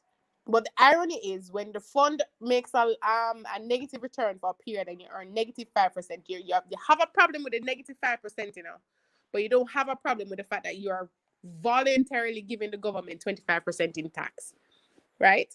So it comes down to the fact that persons don't really understand. They're not really thinking long term. Nobody's thinking about pensions. Richard always says pension is not a sexy topic. Nobody likes to talk about it. Pension really isn't a sexy It topic at all isn't. in the world of It's man. not. But It's it like is it's critical. the It is critical, and we have to try and sensitize persons to get persons to realize that you are going to get to retirement, and even if you don't, then you at least you are doing something to ensure that you get to retirement, because you'll find so many more old people on the road because they it's don't true. have So like anything, or they're the going to come analogy I knocking at use for your pension. door. The few persons who are saving for retirement, they're going to come knocking. You're going to have to help them to pay the light bill, help them to buy the medication. That is what's going to happen, right? So we have to try, and for those of us here, to just try and encourage other persons. Vesting is really somebody. The question was asking what's the minimum for vesting. Vesting is the term. It's dependent on the trust deed and rules of the plan. So some plans have 5 years, some have 10, some have 7, some have 3, some have just random numbers, different numbers. I don't think there's any that goes beyond 10 years. I Unless think the it's 10 years clear. ones, Patricia, is probably like the older ones. So I don't think The like older ones, yeah. But the newer plans are like 5 years, 3 years in terms of No vesting. man, 10 years to vest. I So always say that that's Trisha, wickedness. It's wickedness. So we so ask somebody for 10 years to take the company to get the employer is a contribution. I think it's and And I then it's think, conditional. within the modern context, within the modern context, 5 years may be too long as well. I agree, Simon. I it believe is that in reality. 2 to 3 years is probably the most appropriate period.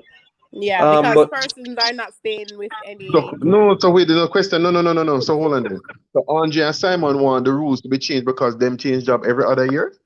listen. I've been in my current employer for 3 years now. And you I've probably been very loyal this and you got time around. that's I why you know got you the long still service award. But I I'm know saying that you not I That's know as you I have see it. sour grape because we only had 1 year together proven, but it was a very fruitful year now, Richard. We still talk on the regular, we're still friends, You need to get over this. I didn't abandon you.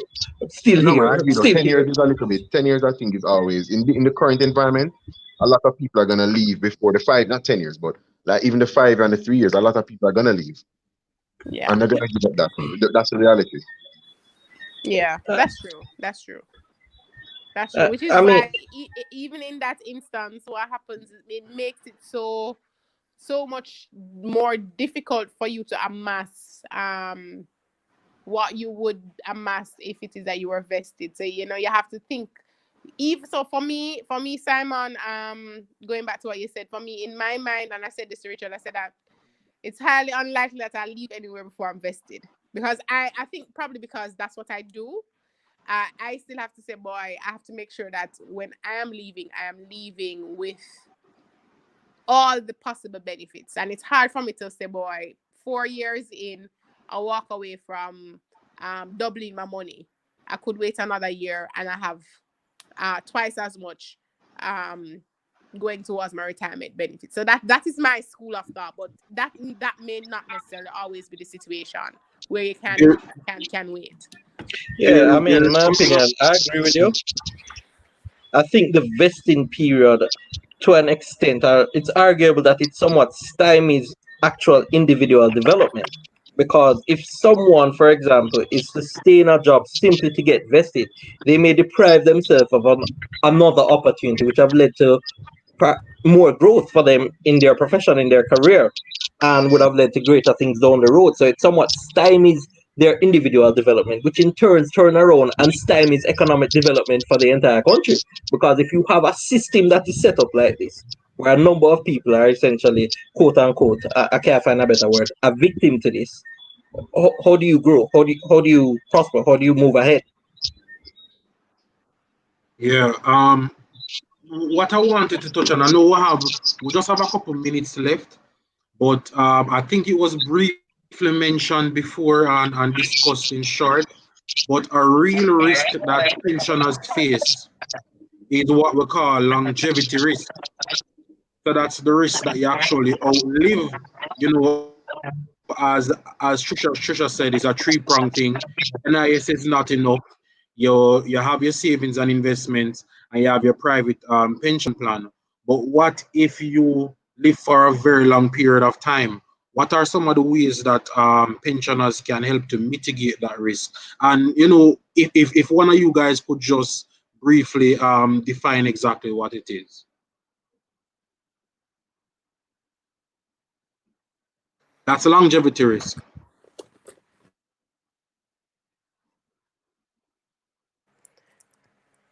Simon, say again. Sorry, I got distracted for 1 minute. I heard longevity risk. That's what I heard. Yes, so I was asking if one of you guys could just briefly define what longevity risk is and how we can and how pensioners can mitigate against the risk of longevity or longevity risk.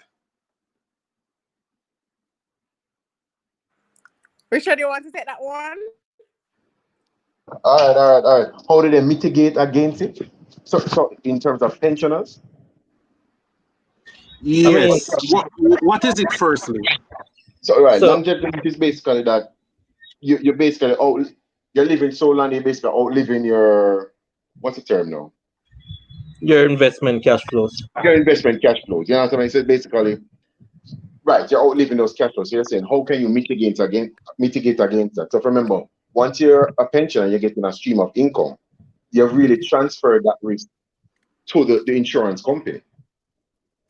So they are now the persons who are supposed to be paying you this stream of income for the rest of your life. If they have a mortality table or rate that they use and they expect you'll die by 83 and at 110 you're still alive and kicking, they're the persons who have the problem. Correct. So that's right. So what you want to do now is to make sure that's why I say you have a pension, you're safe for retirement, and you have your personal portfolio, etc. A part of the mitigating against longevity risk is actually getting annuities. Saving for retirement where you can buy an annuity where you can transfer the risk to the insurance company so that you don't have to worry about running out of any cash flows. They will have the responsibility of paying you those cash flows on a monthly basis. I think Yeah. though, Richard, also the issue may come in here about Inflation. inflation. I figure that's where that's one thing that could Purchasing someone wants to know about the purchasing power. I mean, Trisha can probably tell you more about the different types of annuities, ones that are index, that give Yeah. a hedge against inflation, those that have some kind of US component, Mhm. that can kind of help to mitigate against that fact so that over time your pension is kind of moving in line with inflation. Because you want to ensure that, when goods and services are going up, healthcare is going up, that the money that you're getting can actually afford the same thing next year and the following year. So that comes into the different types of annuities that you can purchase at time. So Trisha will tell that you get a various annuities to choose from the various providers, and that will help you to mitigate against inflation risk, which is separate from longevity risk. Yeah.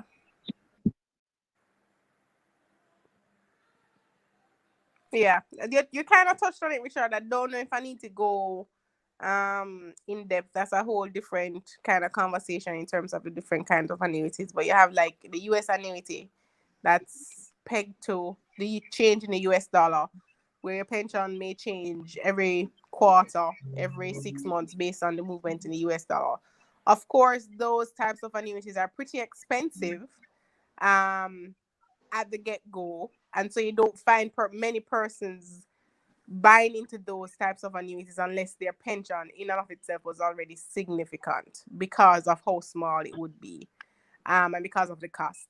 So for persons who, the everyday man who not saving significant enough for retirement, when they get to retirement and they have a pension that is small, they're not even looking at those kinds of options. They're just looking at, okay, what's the maximum I can get now in my pocket?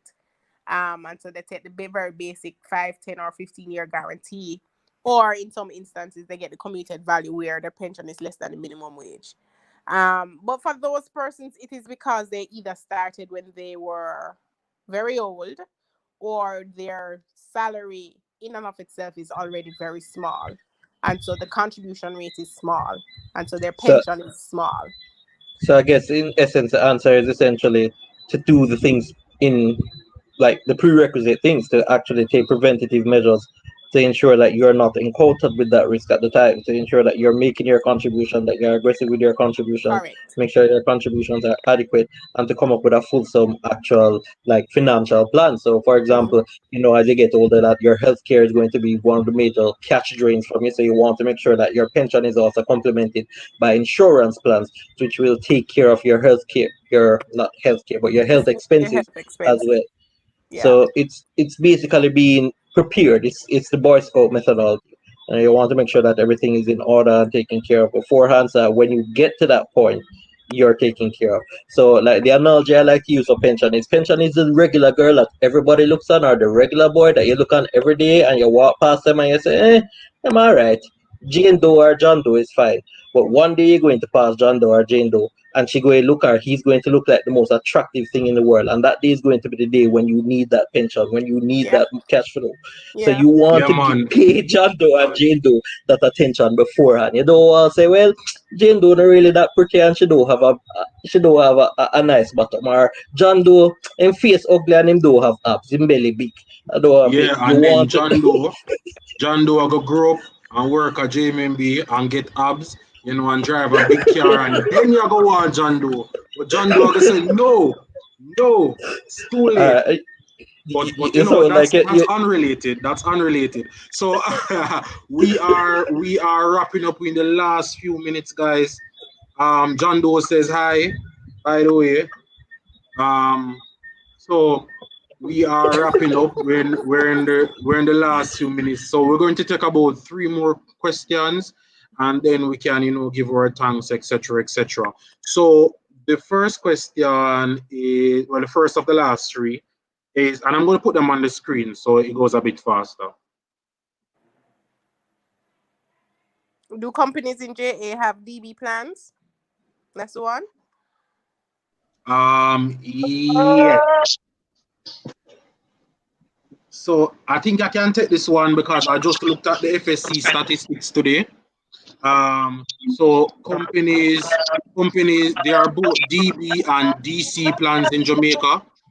I think going back a couple decades, they were predominantly more DB plans, and as such, the DB or defined benefit plans are actually larger asset value than this defined contribution plans. However, companies have started to close out their defined benefit plans and move over to defined contribution plans. right, which is to say that DB plans do exist, but the fact is that they're likely closed for new membership enrollment. So you join the firm now, you'll likely be enrolled in a DC plan than a DB plan. And just a quick point for the stock market aficionados. If you look on a company's balance sheet in their liabilities and you see pension liabilities, it's very likely, or 100%, that company has what they call a defined benefit plan. It's on their balance sheet as a liability that they have to pay out, and it grows over time. Defined contribution plans are what you call off balance sheet, and those you wouldn't see on the company's financials. The company just pays over their contributions, and that's it. So the next question is, where can I get more info about pensions?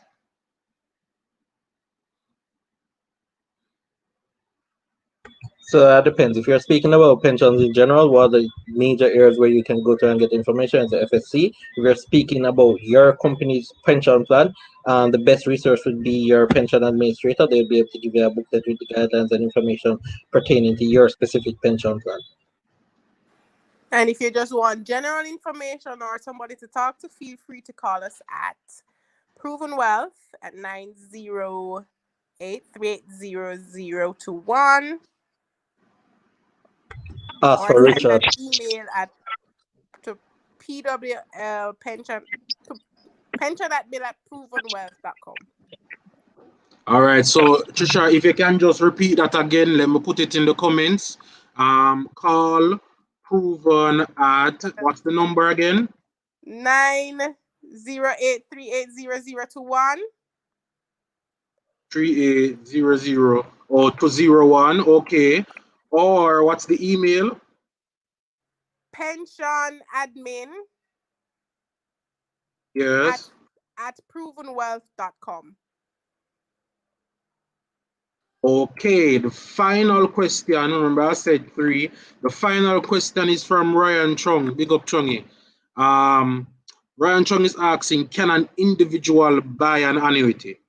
Okay, so based on Jamaica, you cannot just walk off the street if you have a lump sum and go to any of the 3 providers to purchase an annuity. Locally, the annuities must be purchased from there are 3 providers, NTB, Guardian, Sagicor, who offer annuities now. And it must be coming from an approved superannuation fund or approved retirement scheme. I think there was an instance where Sagicor, I think it's Sagicor, but it has to be routed through, I think, Cayman or something to facilitate the individual buying an annuity. So the easy answer to that, or the simple answer to that, is no. Right.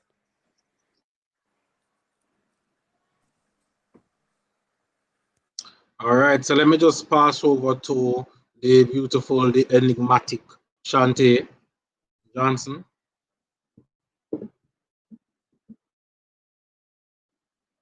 Shantae? I thought I'm big up the internet. Oh boy. Anyways, so okay.